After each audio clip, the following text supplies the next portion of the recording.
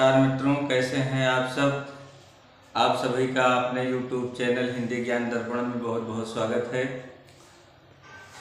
मित्रों, आज का टॉपिक बहुत ही महत्वपूर्ण है। आज हम कुछ विशेष टॉपिक पर अध्ययन करने वाले हैं, जिसका शीर्षक होगा अंतस्थ व्यंजन। चूँकि हमने इसके पहले स्पर्श व्यंजन के विषय में चर्चा कर ली थी और यह बता दिया गया था कि स्पर्श व्यंजन की जो संख्या है वह 25 है। जितने भी क वर्ग से लेकर के प वर्ग तक, क वर्ग, च वर्ग, ट वर्ग,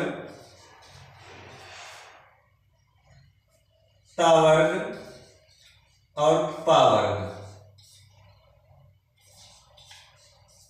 ये जितने भी 25 व्यंजन हैं, यह सब स्पर्श व्यंजन कहलाते हैं।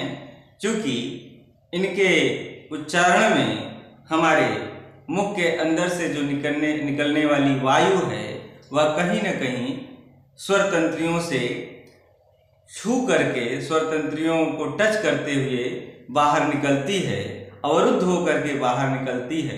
इसलिए इसको स्पर्श व्यंजन कहा जाता है। इसकी चर्चा हम इसके पहले के वीडियो में कर चुके हैं। आज हम लोग जो अध्ययन करेंगे अंतस्थ व्यंजन पर, कि अंतस्थ व्यंजन किसे कहते हैं। तो सबसे पहले तो हमें यह समझने की आवश्यकता है कि अंतस्थ का मतलब क्या होता है। अंतस्थ का मतलब क्या होता है? तो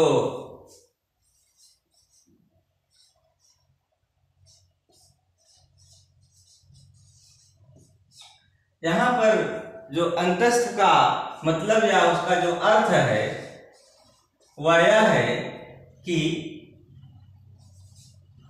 अंदर, भीतर या मध्यवर्ती कह सकते हैं।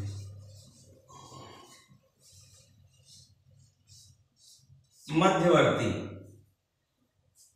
यहां पे बात यह है कि जो हमारे हिंदी वर्णमाला में जो व्यंजन हैं उसमें से कुछ व्यंजन जो 25 व्यंजन हैं वह स्पर्श व्यंजन है। उसके बाद अंतस्थ व्यंजन, फिर उसके बाद जो ऊष्म व्यंजन आते हैं। तो ऊष्म और स्पर्श के बीच की जो ध्वनियां हैं उसे हम मध्यवर्ती कह सकते हैं। कहने का आशय यह है कि ये जो अंतस्थ व्यंजन है इनकी संख्या 4 है, या, रा, ला, वा। जो स्पर्श व्यंजन है उसको उच्चारित करते समय हमारे मुख के भीतर से जो वायु निकलती है, जो ध्वनि निकलती है, वह कहीं न कहीं मुख के अवयव या स्वर तंत्रियों को छू करके गुजरती है, उन्हें टच करके गुजरती है, इसलिए उन्हें स्पर्श कहते हैं। और लेकिन ये जो अंतस्थ व्यंजन के उच्चारण में, अर्थात य, रा, ला, वा के उच्चारण में जो हमारी वायु है, अंदर से आने वाली जो हवा है, प्राण वायु जिसे हम कह सकते हैं, वह जब आती है तो मुख के अवयवों में बहुत ही, ये कह सकते हैं कि टच नहीं करती है, बिना छुए हुए ही वह बाहर निकलती है। इसलिए इसे अंतस्थ व्यंजन कहते हैं। और इसे मध्यवर्ती इसलिए कहा जाता है क्योंकि यह स्पर्श और ऊष्म के बीच का मामला है, इसलिए इसे मध्यवर्ती या अंतस्थ व्यंजन कहते हैं। या, र, ला। ला को उच्चारित करते समय हमारी जीवा ऊपर हल्का सा टच करती है, जबकि या और रा और वा के उच्चारण में हमारी जीवा मुख के किसी अवयव को नहीं छूती है, इसलिए इसको हम अंतस्थ व्यंजन कहते हैं। इसके बाद यह बात है आप लोगों के समझ में आ गई होगी। इसके बाद आता है ऊष्म व्यंजन। ऊष्म व्यंजन, तो ऊष्म व्यंजन का मतलब यह होता है, इसे संघर्षी व्यंजन भी कहते हैं, क्योंकि ये ऐसे व्यंजन हैं या ऐसी ध्वनियां हैं जिसके उच्चारण करते समय या जिसका उच्चारण करते समय जो हमारे मुख से जो आवाज निकलती है, जो हवा निकलती है, वह कहीं न कहीं रगड़ खा करके घिसते हुए बाहर को निकलती है, उच्चरित होती है।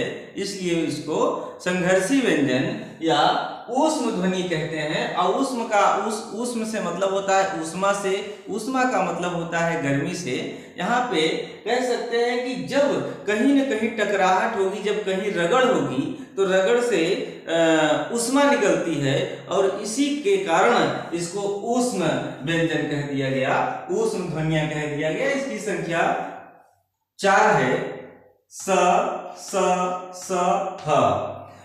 स तालव्य सा, मूर्धन्य सा, दंती सा और ह। ये जो 4 वर्ण हैं, ये जो है ऊष्म ध्वनियां कहलाते हैं। और चूंकि इनके उच्चारण में हमारे मुख से जो निकलने वाली हवा है, वायु है, वो कहीं न कहीं टकराते हुए, घिसते हुए बाहर निकलती है। इसलिए और जब हवा घिसती है, जब रगड़ खा करके बाहर निकलती है, तो ऊष्मा उत्पन्न होती है। इसी के कारण इसको ऊष्म व्यंजन कहा जाता है। इसके पश्चात जो व्यंजन के भेद में चौथे नंबर पर आता है संयुक्त व्यंजन। संयुक्त व्यंजन का क्या मतलब होता है? संयुक्त का मतलब होता है मिला करके, जोड़ करके। जब कोई व्यंजन दो ध्वनियों से या दो व्यंजनों से मिल करके बनता है, जोड़ करके बनता है, तो उसे संयुक्त व्यंजन कहते हैं। इनकी संख्या भी 4 है, जैसे छ, त्र, ज्ञ और स्र। अब हमको ये देखना है कि छ का जो उच्चारण है, इसे प्राय हम छत्री वाला अच्छा कहते हैं, लेकिन छ का जो उच्चारण है वह किन 2 ध्वनियों को जोड़ करके बनता है? तो हलंत वाला क और मूर्धन्य स को मिला करके आपका जो बनता है वो बनता है छ। और फिर हलंत ता, या कह सकते हैं कि स्वर रहित ता और फिर र को मिला करके बनता है त्र। और ज, हलंत वाला ज और इया को मिला करके बनता है ज्ञ। और तालव्य सा, हलंत वाला तालव्य सा और र को मिला करके बनता है स्र। तो यह देखिए यहाँ पर दो वर्णों के मेल से, 2 वर्णों के संयुक्त होने से इन चारों वर्णों का जो निर्माण हो रहा है, इस कारण जो है इसको जो है संयुक्त व्यंजन कहा जाता है। इसके बाद 5वें नंबर पर जो आता है वह है उच्छिष्ट व्यंजन। तो हमको उच्छिष्ट व्यंजन को समझना है कि आखिर उच्छिष्ट व्यंजन इसे क्यों कहा जाता है। तो पहले हमको ये देखना है कि उच्छिष्ट का मतलब क्या होता है। तो पहले हम यहाँ पे लिखते हैं उच्छिष्ट।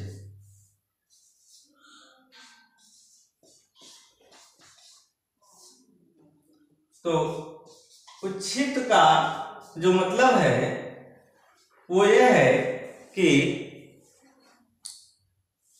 ऊपर की ओर फेंका गया, ऊपर की ओर उछाला गया।